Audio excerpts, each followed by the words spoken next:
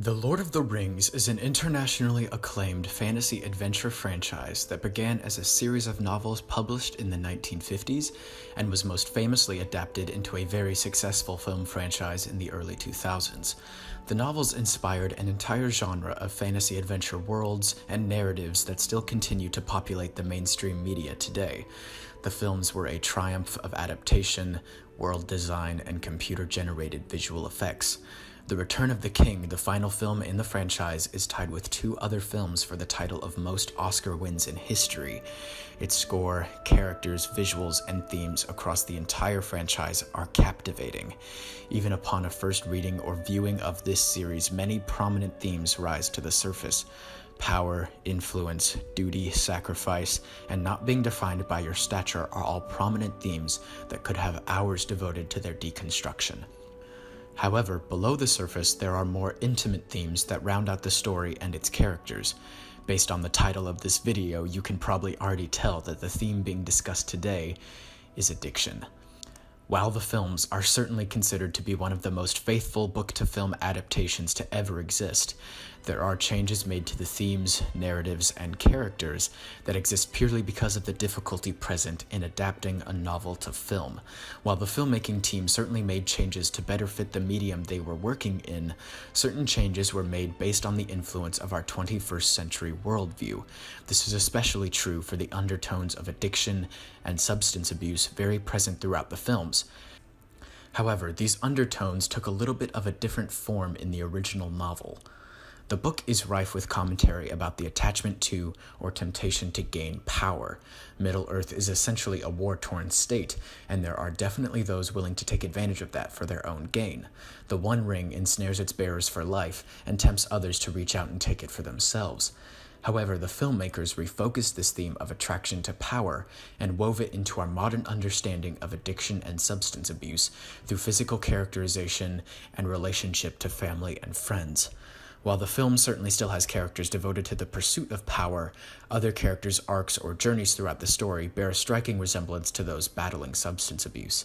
After a brief glance at the nature of addiction and how it has been portrayed and continues to be portrayed in media, we will explore character portrayal in the books and films, why they differ from each other, and how a modern understanding plays into this presentation, not necessarily in that order. In order to understand how we got here, the influences, real-world correlations, and previous conceptions should at least be summarized.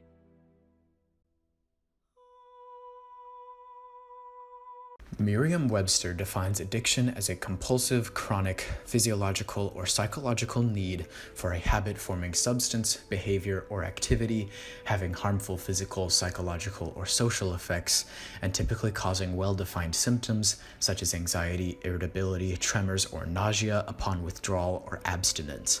The American Psychiatric Association and the Diagnostic and Statistical Manual of Mental Disorders each place an emphasis on repeated usage of a substance that causes harm to the user. This is then more often than not followed by a need to increase exposure to that substance as the user begins to build up a resistance to said substance. Common symptoms in substance abusers include aggression, mood swings, tremors, yellowing of the skin, and even depression. Some physical side effects common in methamphetamine abusers that constantly appear throughout the Lord of the Rings films include weight and hair loss, tooth decay or meth mouth, irritability, and skin decay. Analyzing how movies, TV, music, and other mainstream media affects our perceptions, correct or misconceived, is an expansive topic that could take a whole essay to be devoted to. Myself, personally, the first real understanding that I had about the symptoms and overall tone associated with drug addiction were these odd billboards that I'd see on the way home from t-ball practice, on the way home from church. I mean, I grew up in a small town. Like, did anyone else have these? It's not just me, is it? But yes, these billboards clearly associated a specific narrative, theme, and tone with substance abuse that continues pretty heavily into mainstream media. Hollywood is not coy about graphically portraying the physical and mental effects of substance abuse. Ma, you gotta cut that stuff loose. I'm telling you, it's no good. What do you mean it's no good? 25 pounds friends I've lost. Big deal, so what? You want to be a dope fiend, for Christ's sake? What is with the dope fiend? Am I foaming at the mouth or something? He's the nice doctor. I am telling you, that Croker's no good. How come you know so much, huh? How come you know more about medicine than a doctor? Believe me, Ma, I know. All right?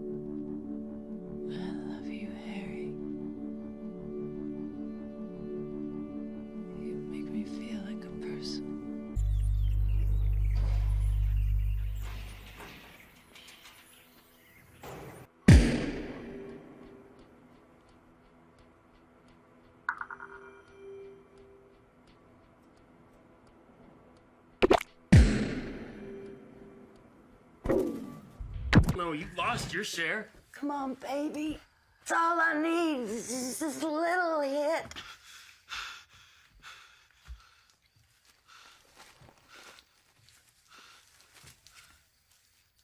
Ain't no skank.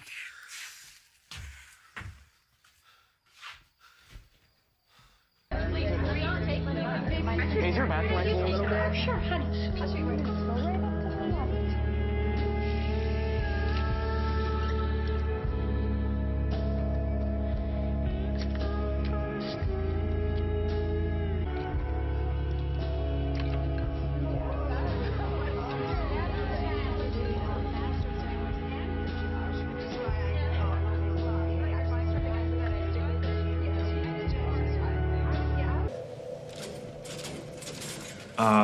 So, Mrs. Goldfarb, we've tried several medications and you don't seem to be responding. I believe we might be at a point where we might want to try some alternative methods. We've had... But God, what you're saying right now doesn't make any sense. You're doing this right now. You're fucking controlling me right now. It is not you, Nick. It is the drugs talking. What does it even fucking mean? Psychological terror. It's what addicts do. What the fuck are you doing right now, huh? What is this? What are you doing, huh?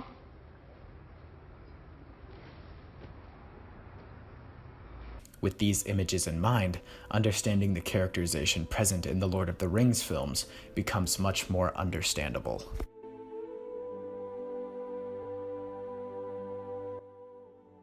I would argue that the original intent of Tolkien's novel in this thematic narrative is centered primarily around temptation and lust for power. Tolkien was a devout Catholic, and the book is filled with subtext about his religious beliefs. Finding information about the 1950s Catholic perception on addiction was strangely difficult. The best I could find was an article on the Addiction Center that stated that the church had taken a divisive stance against substance abuse for centuries. But a big focus that they placed on those dealing with it was understanding your mistakes, forgiving yourself, and others forgiving you. So that really explains why forgiveness and understanding your mistakes is such a huge part of the Lord of the Rings novel. Forgiveness and accepting your past mistakes was just a more relevant theme and motif for Tolkien to explore than substance abuse and addiction. And that's completely understandable. For someone coming out of both world wars, it makes a lot of sense why Tolkien would be really interested in talking about power and forgiveness associated with power and abuse of power. The subtext for the ring in the book is a device of immeasurable power and importance, whose goal is to use whoever it can to get back to Sauron. In the book, it decays the mental state of its bearer to a subservient mental state. The films keep much of this original presentation, but add the subtext of substance abuse. The filmmakers clearly had a point they wanted to make about self-destructive, intentional behavior that is performed with the goal or intent in mind, with the understanding that it will bring no real benefit and will actively bring harm. This behavior is in and of itself very common in substance abusers. The character arc that best highlights this filmmaker intent is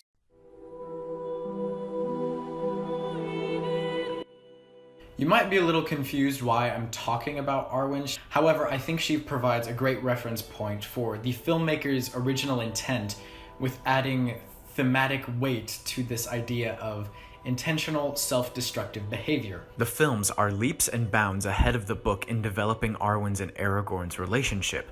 Because so much of this plot point is only depicted in the films, I think it speaks volumes to how intentional these filmmakers were on communicating ideas of destructive, addictive behavior and how it motivates our actions and affects our relationships. While Arwen does not necessarily fit into the substance abuse subtext present in the film, she absolutely commits to behavior that is actively harming her willingly. Our time here is ending. Arwen's time is ending. I will not leave my daughter here to die. If I leave him now, I will regret it forever. Arwen is dying every minute she stays in Middle-earth, and she stays only for the love of Aragorn and the hope that he may be king. He is not coming back. Why do you linger here when there is no hope? There is still hope. I would rather share one lifetime with you than face all the ages of this world alone.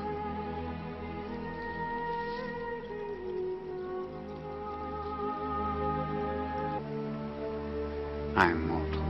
You are elf-kind. It was a dream, Arwen. Nothing more. This belongs to you. It was a gift. Keep it. Humans engage in activity and behavior that we actively understand to be harmful to us. While not everyone has faced a mind-destroying ring or even an intense substance abuse problem, I'm sure we can all understand, at least to an extent, what it feels like to be in Arwen's shoes. Desire an outcome, a goal, a life that isn't our own, but we wish it was, and sort of reaching out as far as we can into that void to try to grasp it is a very relatable thing. And in doing so, we often ignore warning signs and our own health for one sliver of hope. While I love this scene and the inner conflict with Arwen, this plot point is non-existent in the original novel. I mean, hell, Arwen is only mentioned like a handful of times in the book. Of course she's chillin' in Rivendell when the company comes through. She and Aragorn have a little chat there, and then she's not mentioned pretty much for the next 600 pages. And then at the very end of the novel, the ring is destroyed, Aragorn gets crowned king, he gets married off to Arwen, and then it's a royal tour. They go visit the Commonwealth of Middle-earth. We get it. It's a royal tour. If you thought that the movie had a bunch of unnecessary endings, and if you thought people were mad about that, read the book. The book is 150 pages after the ring is destroyed of just more endings, more... Again, the inclusion of Arwen's life and death narrative in the films only goes to show just how intentional and important this theme was to the filmmakers.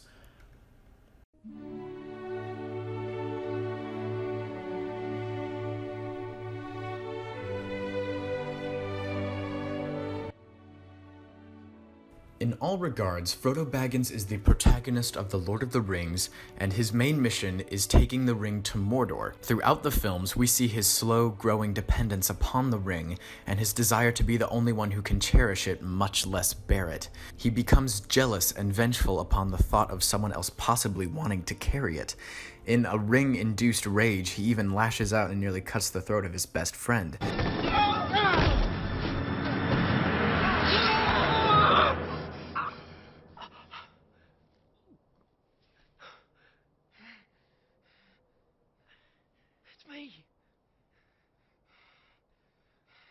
You're Sam. This reflects a real-world parallel and conveyed plot point in addiction stories where the addict lashes out at the people they care for the most. Are you using again? Am I using again? No. Are you high right now? No. You're not using right now? Are you using? No, Dad, I'm not fucking high right now. He is prompted to bear the ring despite understanding that it is corrupting his mind and judgment. Disappear. I can't. You were right, Sam. You tried to tell me, but I'm sorry.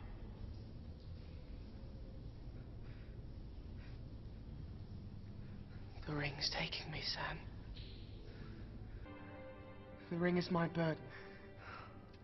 It will destroy you, Sam.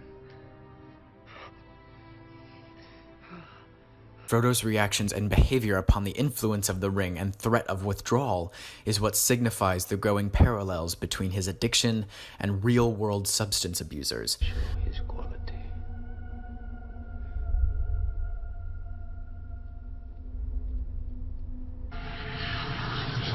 No!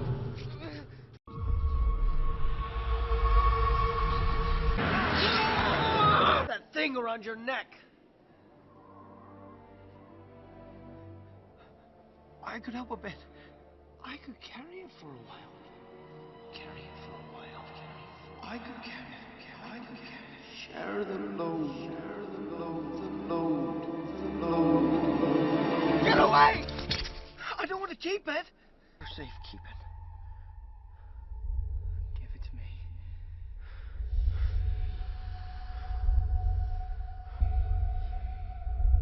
Sam. Give me the ring.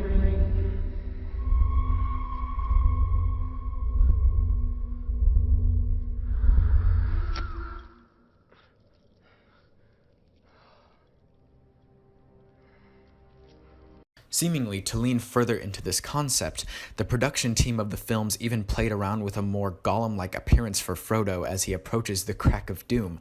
His skin becomes cracked, his fingernails wither, his face sinks in, and his eyes become more washed out. Get away! Frodo's addiction slowly becomes the lens through which he sees and understands the world, as well as perceives the actions of others.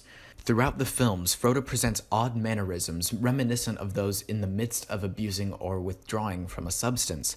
He writhes in his own skin, his eyes glaze over, he makes rash, unnatural choices. To show his quality.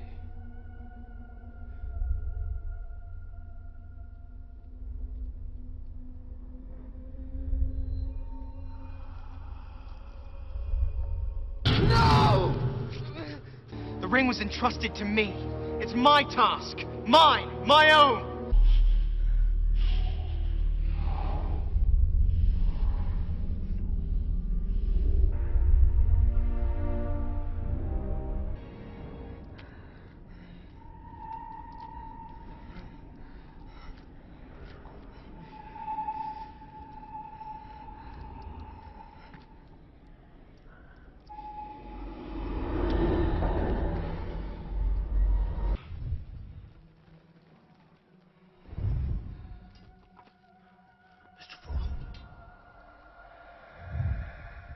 They're here. They've come.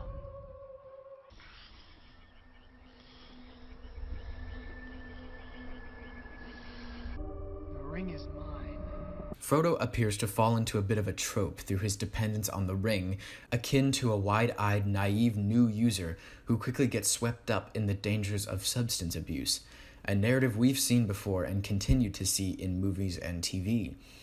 Frodo is often seen grasping for the ring, caressing it, and being tempted to put it on.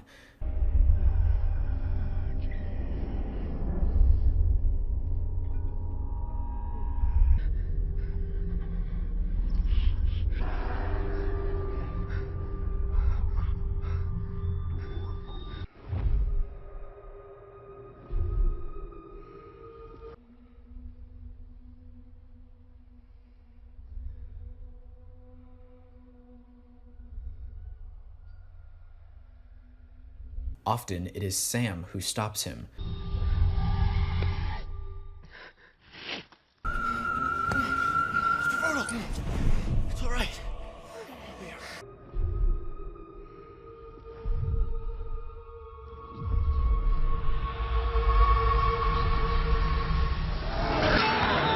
This can communicate a lot to the audience about how one's addiction and substance abuse problems can be relieved by friends and support from others. Yet in the end, when Frodo claims the ring for his own, Sam ultimately can't stop him. Ultimately, it falls to Frodo to resist the itch. I think it's a pretty interesting detail that the ring only melts at the bottom of the Crack of Doom until Frodo reaches out and accepts Sam's hand. It is as if that the attachment that was most strong to the ring was finally cut. Book Frodo seemingly follows a similar path and yet does not become as depleted by the ring as his film counterpart until the end of the novel. Film Frodo is characteristically small and fragile throughout the whole series, while Book Frodo only begins to really lose his strength when they reach Mount Doom. Book Frodo is instead characterized by a growing overconfidence in the potential power the ring may provide him. His inner monologue boasts about wanting to take on Sauron's chief captain, and he threatens to toss Gollum into the fires of Mount Doom on several occasions when he suspects Gollum may betray him. Book Frodo also has the same dependency and withdrawal anxiety that film Frodo does, but the book centers it around the nature of holding or withholding power. In the novel and the film, they both claim the ring as their own in the end. However, film Frodo has not mentioned wanting power like his book counterpart. Like most addicts, he just wants to be left alone with the treasure and have no one else interfere.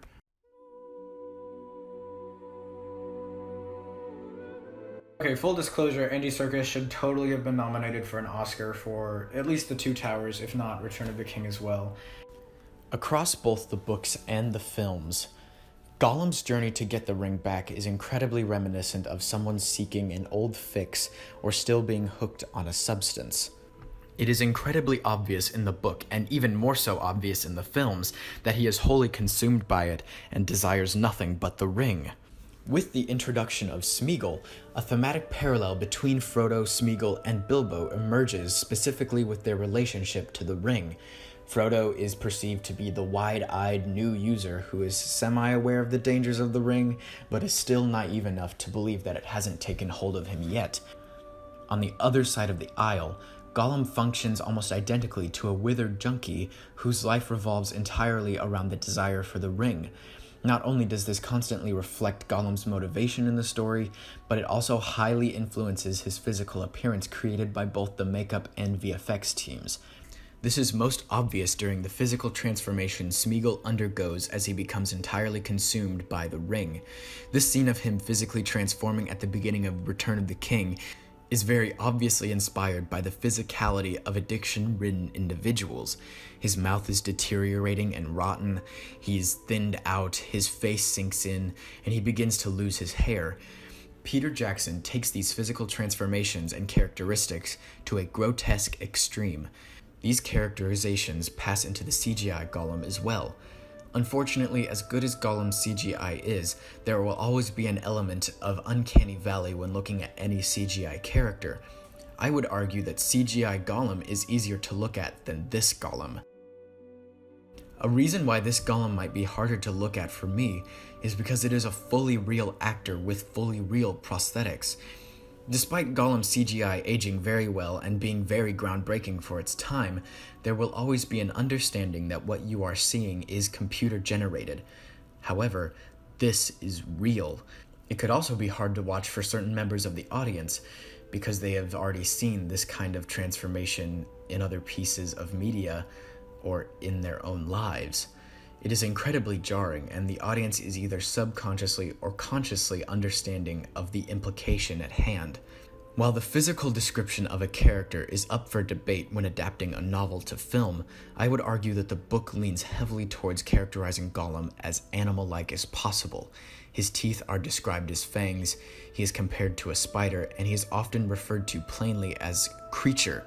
The novels lean heavily into the ring's transformative ability to make someone more animal-like, while the films use the influence of the ring as a catalyst for substance abuse. Because the books lean so heavily on this animal imagery, it almost makes sense as to why Gollum needs to pursue it. It's as if it's a basic need for him, like food or water. This also makes sense when considering that Gollum was essentially a personality created by exposure to the ring. Gollum cannot live without it because he was created by it. This is also what allows the book to heavily play into Smeagol's ambiguity. In the book, there is a lot of ambiguity surrounding Gollum and Smeagol especially. For a heavy amount of time, it is implied that Smeagol would turn good if more kindness would have been shown to him. However, the film throws this ambiguity out the window in favor of both personalities being on board to get the ring back as quickly as possible. And take it for me! For us. There's this little detail in the characterization of Gollum in the movies that I think really adds to the personal weight he has with the ring. Anytime this guy can, he refers to it as stolen property. The filthy hobbits took it from me. It was mine, but they stole it, the filthy hobbits. Much like real-world addicts and even other addicts in these films, Smeagol lies to get another taste of the ring. Smeagol lied. Bilbo Baggins is only 3 feet tall. Bilbo Baggins, the bravest little hobbit of them all.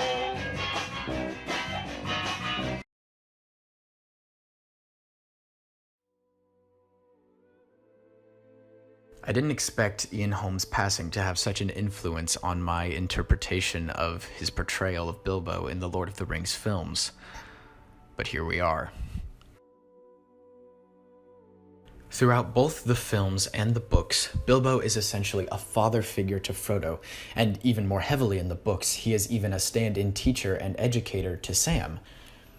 He went on a great adventure in the past, but is now content to pass stories on to future generations. However, his family, friends, and even the wisest being perhaps in the world, Gandalf, does not initially see the underlying turmoil that Bilbo is in as a result of him bearing the ring for so long. Where's he going?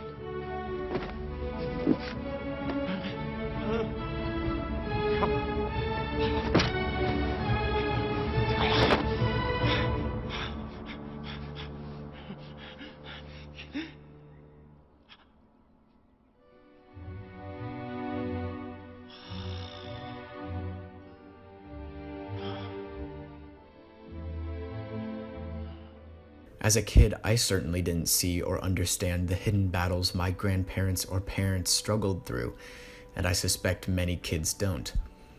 Bilbo mastered how to present himself. He never really showed weakness in front of his nephew or the youngsters of his household. In the end, he only chooses to confide in Gandalf when he realizes that he is reaching the end of his rope. I'm old, Gandalf. I know I don't look it, but I'm beginning to feel it in my heart. I feel thin, sort of stretched, like butter scraped over too much bread. I need a holiday, a very long holiday, and I don't expect I shall return. In fact, I mean not to. It is nearly impossible for Gandalf to convince him to leave the ring behind, and Bilbo tries to weasel out of it multiple times. First, he gets viscerally angry. What business is it of yours what I do with my own thing? I think you've had that ring quite long enough. Then tries to deflect. You want it for yourself? Then tries to sneak away with it in his pocket after feigning compliance. Yes, it is time. Bilbo, the ring is still in your pocket. Yes. His addiction to the ring makes him lie to Gandalf's face. Lying to friends or family about giving up your addiction is all too common among those dealing with substance abuse. The most gripping scene depicting Bilbo's reliance and eternal desire for the ring is the infamous jump scare scene in Rivendell. Bilbo is giving Frodo his old tools to aid him on his quest, and he catches sight of the ring. Let me see you put it on. Come on. Oh. My old ring. Oh, I should very much like to hold it again. Old habits emerge, and when Frodo calmly denies Bilbo's request to hold it,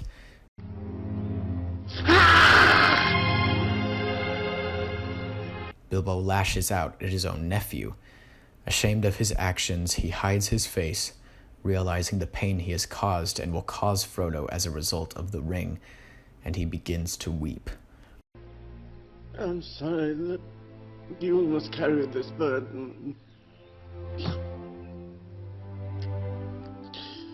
I'm sorry for everything.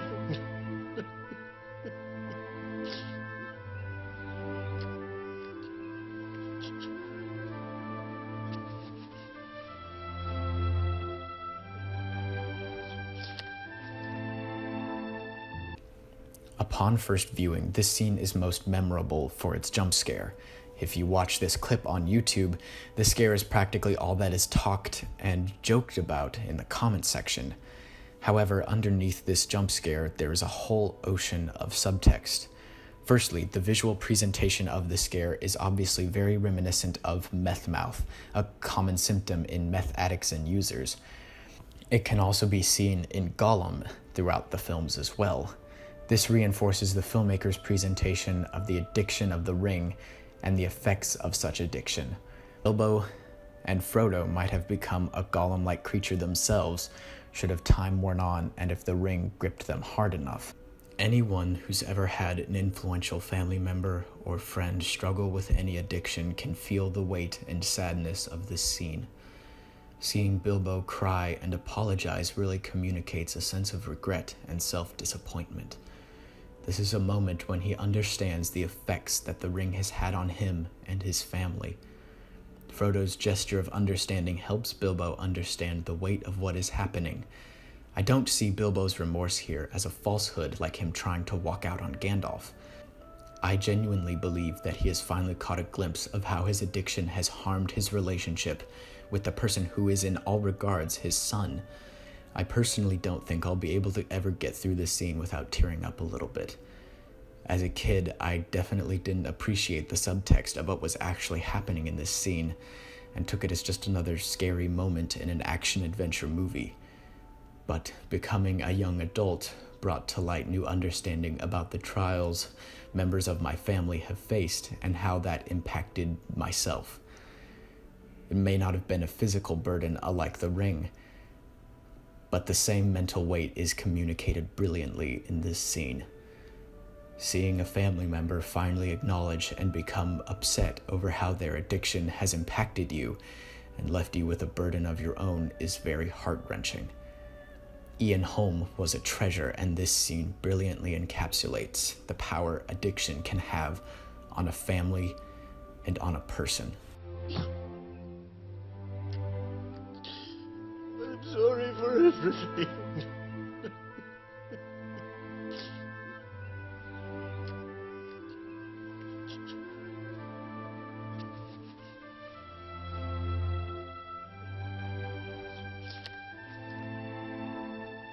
For all the nuance present in the film for this portrayal, the book takes a much different route. Book Bilbo does have the same amount of trouble leaving the ring behind at Bag End, and does try to sneak away with it in his pocket. At the end of the novel, when Frodo and company return to Rivendell along their royal tour, they speak with Bilbo. Bilbo understands that the ring was evil and needed to be destroyed. This is in direct contrast with the route the movie takes, where movie Bilbo, who doesn't fully understand the effect the ring had on him, even at the end. In the movie, he doesn't renounce the ring like his book counterpart does, but is still disappointed upon not being able to see it. Tell me again, lad, where are we going? To the harbor, Bilbo. The elves have accorded you a special honor. A place on the last ship to leave Middle-earth. Frodo, Any chance of seeing that old ring of mine again? When I gave you? Sorry, Uncle. I'm afraid I lost it. Oh. Pity. Should like to have held it one last time.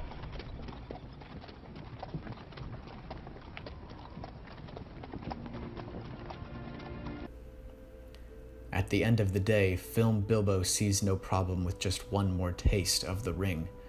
However, at the end of the book, Bilbo has fully come to terms with the dangers of the ring and is fully understanding that the only course of action was to let it go. This once again plays into the idea that Tolkien was much more interested in exploring the motifs of forgiveness of past mistakes and understanding the dangers present in one's life. However, Peter Jackson definitely wanted to explore the prolonged effects of addiction.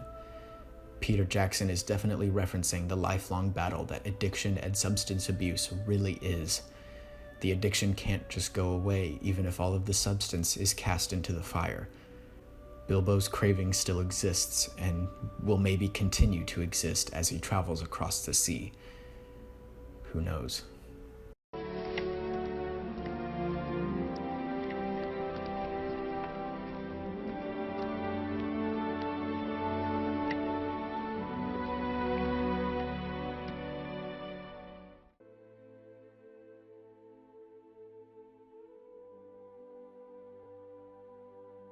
In regard to this motif of attachment to the ring and how it is perceived by an audience, a lot of the differences stem from authorial and filmmaker intent. Tolkien was definitely more interested in exploring themes of forgiveness for past mistakes than he was substance abuse and addiction. While it can be slightly interpreted from the book that substance abuse and addiction is there, it is definitely a much more prevalent theme in the films than it is in the book. I certainly don't think this is a coincidence. The Lord of the Rings definitely follows a pattern, and a pattern that continues today, about Hollywood not being coy about showing realistic portrayals of drug abuse. If not directly inspired by the movies showcasing substance abuse, The Lord of the Rings was surely a huge stepping stone in the pattern of displaying it on screen.